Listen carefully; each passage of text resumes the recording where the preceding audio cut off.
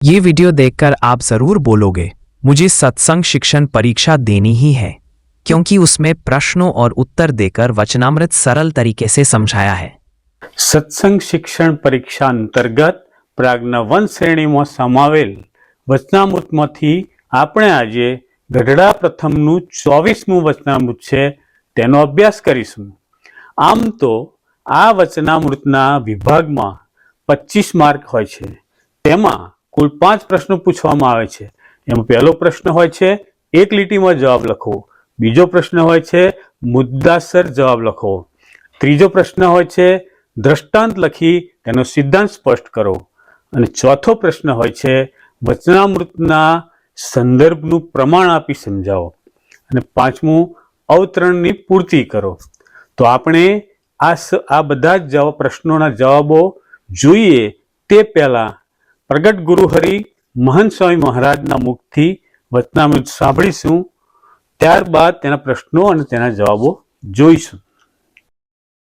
સ્વામિનારાયણ હરે વચનામૃત ગઢડા પ્રથમ પ્રકરણનું 24મું જ્ઞાનની સ્થિતિનું મહાત્મરૂપી ખટાઈનું। સ્વામિનારાયણ હરે સંવત 1876ના પોષ સુધી છઠને દિવસ સંધ્યા સમયે શ્રીજી મહારાજ શ્રી ગઢડા મધ્યે દાદા ખાચાના દરબારમાં ઉગમણે દ્વાર ઓરડાની ઓસરીએ ઢોલિયા પર વિરાજતા હતા, અને માથે ધોરો ફેટો બાંધ્યો હતો, ને ધોરો ખેસ પહેર્યો હતો, તથા ગરમ પોષની રાતી ડગલી પહેરી હતી, ને ધોરો ચોફાળ ઓળ્યો હતો, ને પોતાના મુખારવિંદની આગળ પરમહંસ તથા દેશ દેશના હરિભક્તની સભા ભરાઈને બેઠી હતી। પછી શ્રીજી મહારાજ પરમહંસ પ્રત્યે બોલ્યા છે, જે રીતે જ્ઞાને કહીને સ્થિતિ થાય છે તે કહીએ છીએ, તે જ્ઞાન કેવું છે તો પ્રકૃતિ પુરુષથી પર છે, અને જ્ઞાનને વિશે સ્થિતિ થાય છે ત્યારે પ્રકૃતિ પુરુષ ને પ્રકૃતિ પુરુષનું જે કાર્ય તે કાંઈ નજરમાં આવતું નથી, અને એનું નામ જ્ઞાન પ્રલય કહેવાય છે। અને એવી સ્થિતિ થાય છે તેને એક રસ ચૈતન્ય ભાસે છે, અને તેને વિશે એક ભગવાનની મૂર્તિ જ રહે છે, પણ બીજો કોઈ આકાર રહેતો નથી, અને ક્યારેક તો એ પ્રકાશમાં ભગવાનની મૂર્તિ પણ દેખાય નહીં, એકલો પ્રકાશ જ દેખાય છે, ને ક્યારેક તો પ્રકાશ પણ દેખાય ને ભગવાનની મૂર્તિ પણ દેખાય। એને જ્ઞાને કહીને સ્થિતિ જાણવી, અને જે ભગવાનની મૂર્તિ પ્રગટ દેખાય છે તે મૂર્તિને વિશે અખંડ વૃત્તિ રહે, તેણે કહીને એવી સ્થિતિ થાય છે। અને જેને જેવો ભગવાનનો મહિમા સમજાણો હોય તેના હૃદયમાં તેટલો જ પ્રકાશ થાય છે, ને તેટલો જ તેને પ્રણવને નાદ સંભળાય છે, અને જેટલો જેને ભગવાનનો નિશ્ચય અને મહિમા સમજાય છે તેને તેટલા ભૂંડાઘાટ બંધ થઈ જાય છે।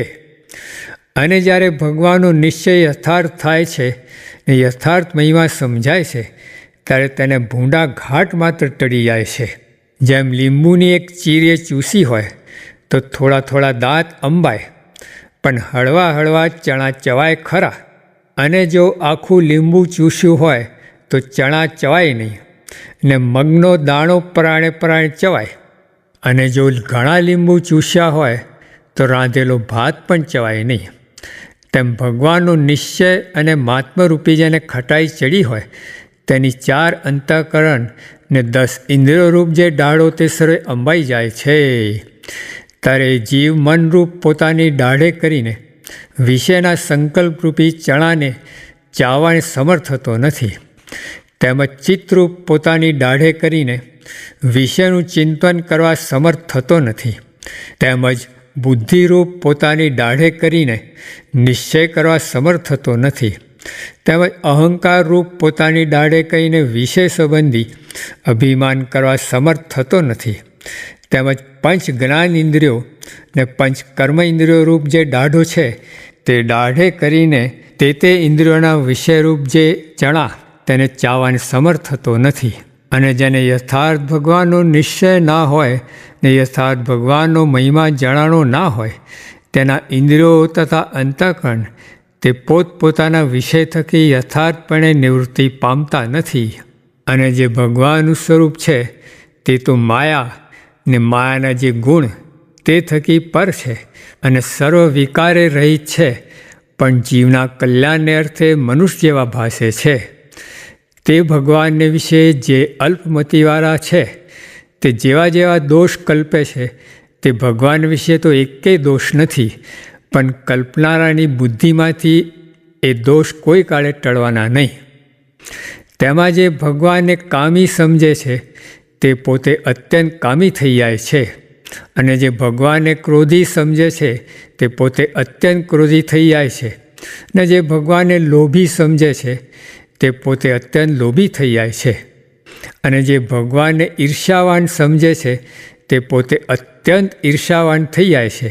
એ આદિક જે દોષ ભગવાન વિશે કલ્પે છે તે તો જેમ સૂર્ય સામું ધૂળની ફાટ ભરીને નાખીએ તે પોતાની આંખમાં પડે છે, તેમ ભગવાનને વિશે જે જાતનો દોષ કલ્પે છે તે દોષ પોતાને દુઃખ દે છે. અને પોતામાં ગમે તેવા ભૂંડા સ્વભાવ હોય ને જો ભગવાનને અતિશય નિર્દોષ સમજે તો પોતે પણ અતિશય નિર્દોષ થઈ જાય છે.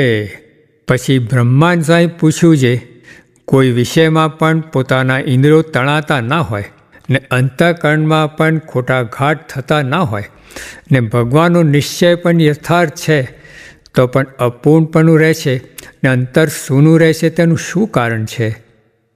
ત્યારે શ્રીજી મહારાજ બોલ્યા છે, એ પણ હરિભક્તમાં મોટી ખોટ છે. જે પોતાનું મન સ્થિર થયું છે ને ભગવાનનો નિશ્ચય પણ અતિશય દ્રઢ છે, તોય પણ હૈયામાં અતિશય આનંદ આવતો નથી. જે હું ધન્ય છું ને હું કૃતાર્થ થયો છું, અને આ સંસારમાં જે જીવ છે તે કામ, ક્રોધ, લોભ, મોહ, મદ, મત્સર, આશા, તૃષ્ણા તેને વિશે હેરાન થતા ફરે છે અને ત્રિવિધ તાપમાં રાત દિવસ બળે છે.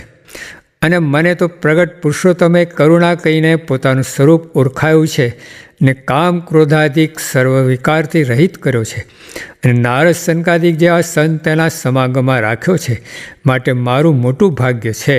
એવો વિચાર નથી કરતો ને આઠો પહોર અતિશય આનંદમાં નથી વર્તતો, એ મોટી ખોટ છે.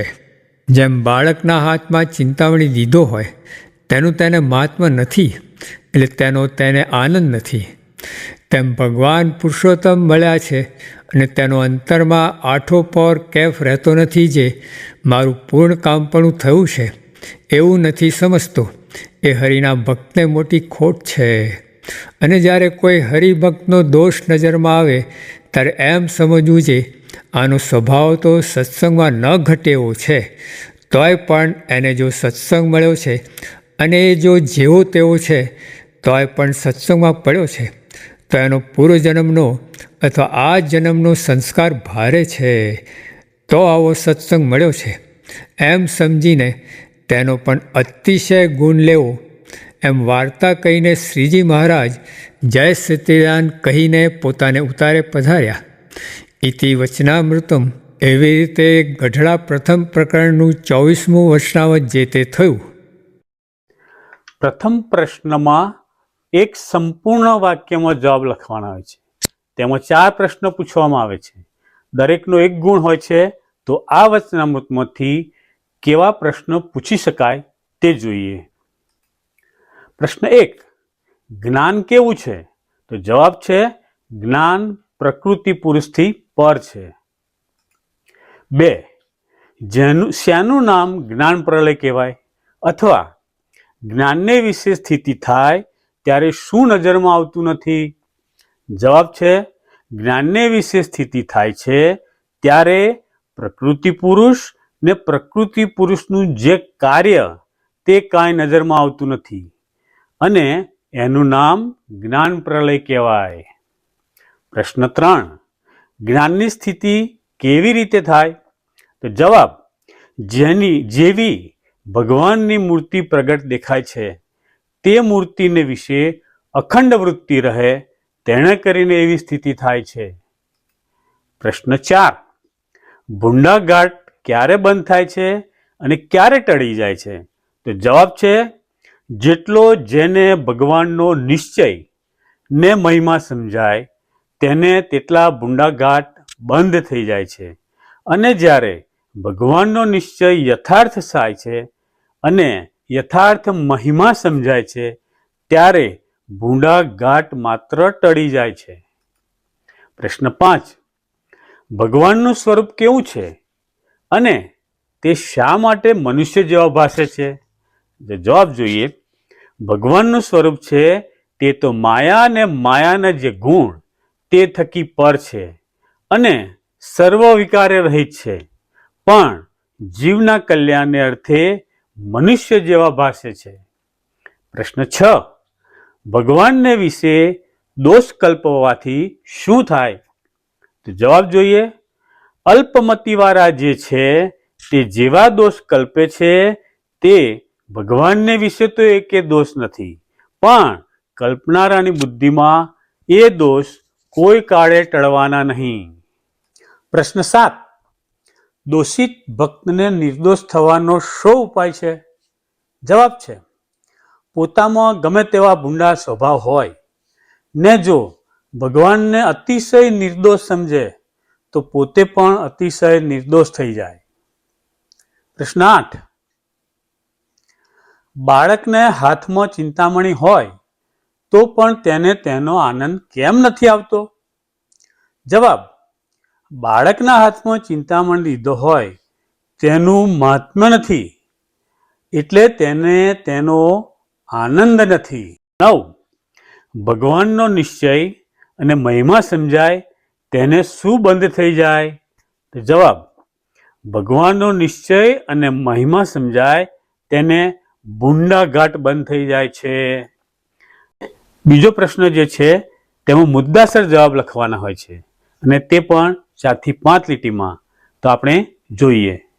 પ્રશ્ન 1, ગઢડા પ્રથમ 24 પ્રમાણે હરિભક્તને કઈ ખોટ છે? તો જવાબ છે, મને તો પ્રગટ પુરુષોત્તમે કરુણા કરીને પોતાનું સ્વરૂપ ઓળખાવ્યું છે ને કામ ક્રોધાદિક સર્વ વિકારથી રહિત કર્યો છે અને નારદ સનકાદિક જેવા સંત તેના સમાગમમાં રાખ્યો છે, માટે મારું મોટું ભાગ્ય છે. એવો વિચાર નથી કરતો ને આઠે પહોર અતિશય આનંદમાં નથી વર્તતો એ મોટી ખોટ છે. જેમ બાળકના હાથમાં ચિંતામણ દીધો હોય તેનું તેને મહાત્મ્ય નથી, એટલે તેને તેનો આનંદ નથી, તેમ ભગવાન પુરુષોત્તમ મળ્યા છે તેનો અંતરમાં આઠે પર કેફ રહેતો નથી. જે મારું પૂર્ણ કામ થયું છે એવું નથી સમજતો એ હરિભક્તને મોટી ખોટ છે. પ્રશ્ન 2, જ્ઞાનને વિશે સ્થિતિ થઈ તે કઈ રીતે જાણવી? જવાબ, જ્ઞાનને વિશે સ્થિતિ થાય છે ત્યારે પ્રકૃતિ પુરુષ અને પ્રકૃતિ પુરુષનું જે કાર્ય તે કઈ નજરમાં આવતું નથી અને એનું નામ જ્ઞાન પ્રલય કહેવાય છે. અને એવી સ્થિતિ થાય છે એને એકરસ ચૈતન્ય ભાસે છે, તેને વિશે એક ભગવાનની મૂર્તિ જ રહે છે, પણ બીજો કોઈ આકાર રહેતો નથી અને ક્યારેક તો પ્રકાશમાં ભગવાનની મૂર્તિ પણ દેખાય નહીં, એકલો પ્રકાશ જ દેખાય છે ને ક્યારેક તો પ્રકાશ પણ દેખાય અને મૂર્તિ પણ દેખાય. એને જ્ઞાને કરીને સ્થિતિ જાણવી. પ્રશ્ન 3, ભગવાનના નિશ્ચય અને મહાત્મ્યરૂપી ખટાઈ ચડે તો શું થાય? જવાબ જોઈએ. ભગવાનનો નિશ્ચય અને મહાત્મ્યરૂપી ખટાઈ ચડી હોય તેની 4 અંતઃકરણ અને 10 ઇન્દ્રિયો રૂપ જે દાઢ્યો સર્વે અંબાઈ જાય છે, ત્યારે એ જીવ મનરૂપી પોતાની દાઢે કરીને વિષયના સંકલ્પરૂપી ચણા ચાવવાને સમર્થ થતો નથી, તેમજ ચિત્તરૂપ પોતાની દાઢે કરીને વિષયનું ચિંતન કરવા સમર્થ થતો નથી, તેમજ બુદ્ધિરૂપ પોતાની દાઢે કરીને નિશ્ચય કરવા સમર્થ થતો નથી, તેમજ અહંકાર રૂપી પોતાની દાઢે કરીને વિષય સંબંધી અભિયાન કરવા માટે સમર્થ થતો નથી, તેમજ પંચ જ્ઞાનેન્દ્રિયોના વિષયરૂપ જે ચણા તેને ચાવવાને સમર્થ થતો નથી. પ્રશ્ન 4, કયા વિચારથી પોતાનું મોટું ભાગ્ય માનવું? તો જવાબ જોઈએ. હું ધન્ય છું ને કૃતાર્થ થયો છું અને આ સંસારમાં જે જીવ છે તે કામ ક્રોધ લોભ મત્સર આશા તૃષ્ણા ને વિશે હેરાન થતા ફરે છે અને ત્રિવિધ તાપમાં રાત દિવસ બળે છે. અને મને તો પ્રગટ પુરુષોત્તમે કરુણા કરીને પોતાનું સ્વરૂપ ઓળખાવ્યું છે ને કામ ક્રોધાદિક સર્વ વિકારથી રહિત કર્યો છે.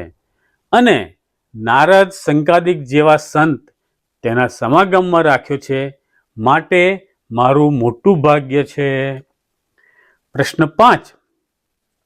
સત્સંગમાં અઘટિત સ્વભાવવાળાને કેવી રીતે અતિશય ગુણ લેવો? અથવા જ્યારે કોઈ પણ હરિભક્તનો દોષ નજરમાં આવે ત્યારે શું કરવું? તો જવાબ જોઈએ.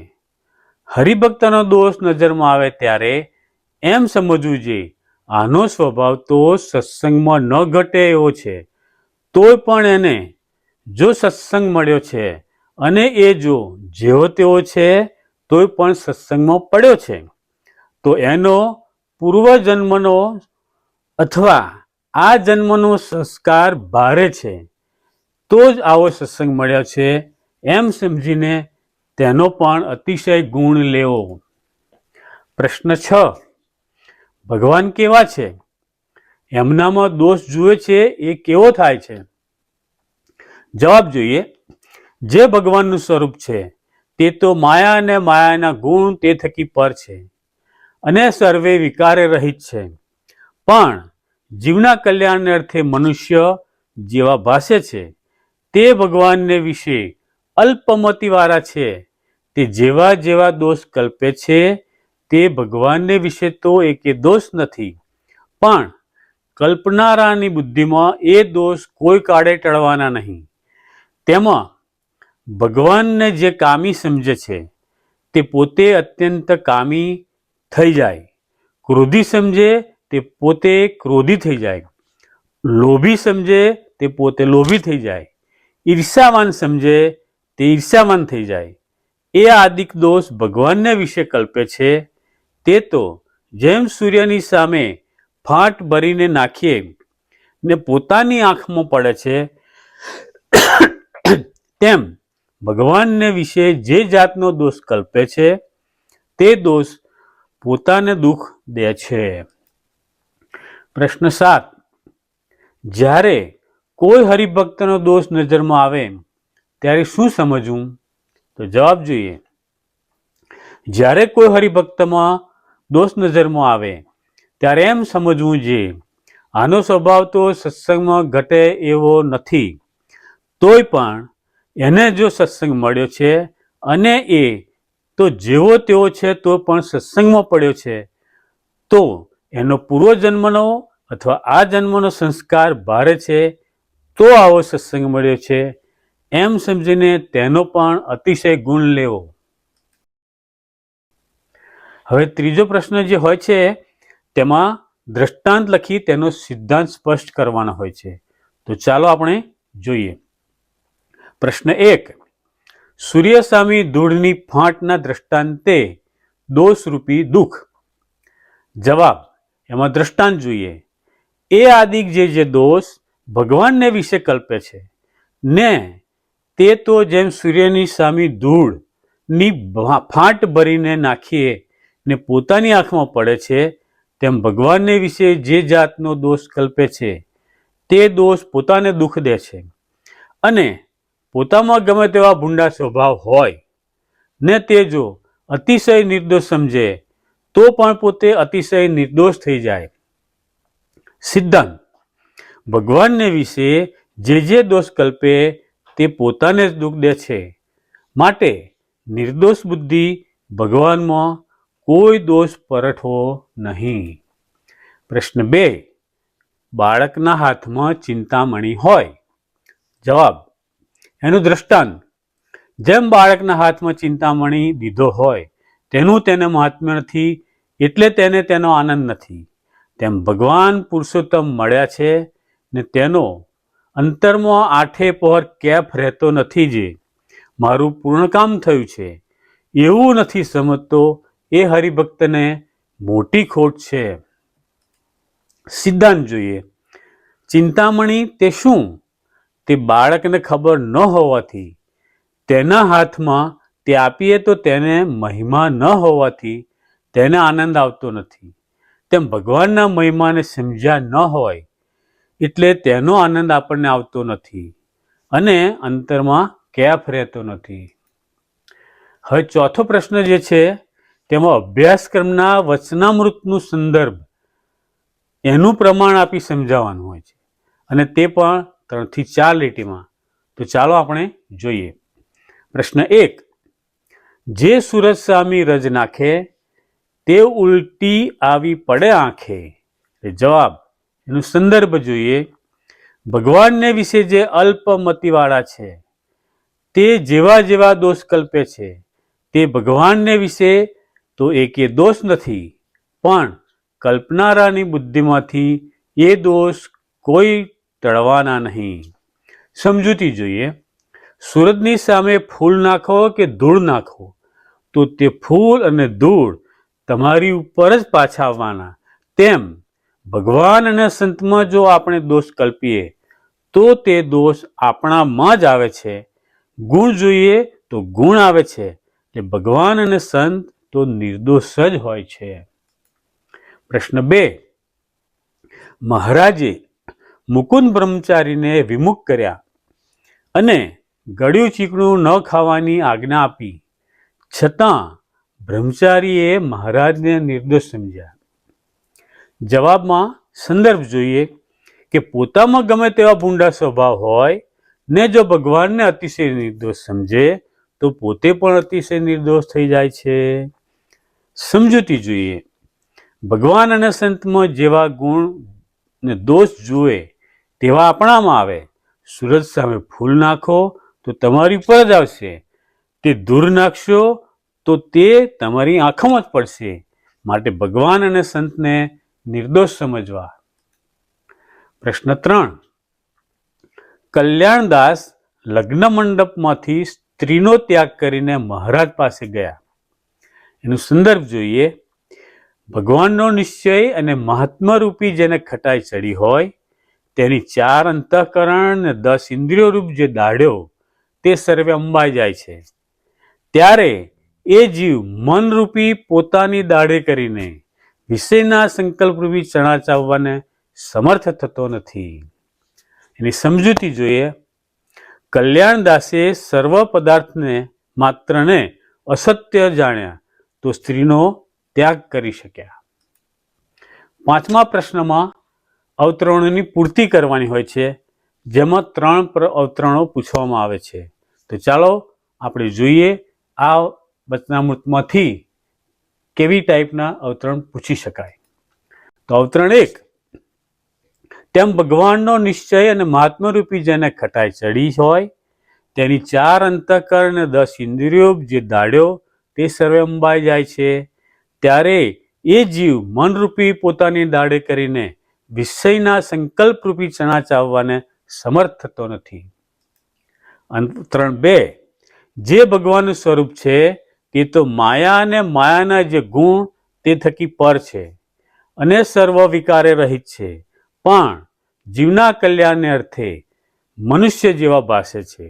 તે ભગવાનને વિશે જે અલ્પમતિવાળા છે તે જેવા જેવા દોષ કલ્પે છે તે ભગવાનને વિશે તો એકે દોષ નથી, પણ કલ્પનારની બુદ્ધિમાંથી એ દોષ કોઈ કાળે ટળવાના નહીં. અવતરણ 3.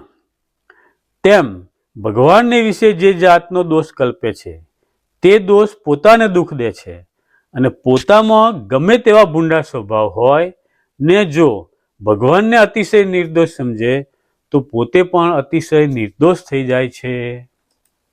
અવતરણ 4.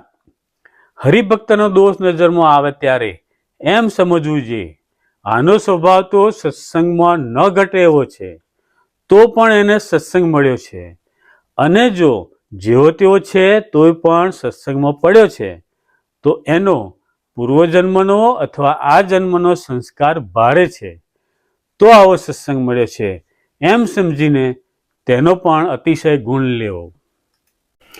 મારા વહાલા મિત્રો, આપને આ વિડીયો આધ્યાત્મિક માર્ગમાં તેમજ સત્સંગ શિક્ષણ પરીક્ષા આપવા માટે સહાયભૂત થાય એવો અહેસાસ થયો હોય તો આપના મિત્ર મંડળમાં તથા સત્સંગ મંડળમાં શેર કરી લાઈક કરશો. તેમજ આપણી આ ચેનલ દાસનો દાસ તેને સબસ્ક્રાઈબ કરશો. વિનોદભાઈના જય સ્વામિનારાયણ. રાજી રહેશો.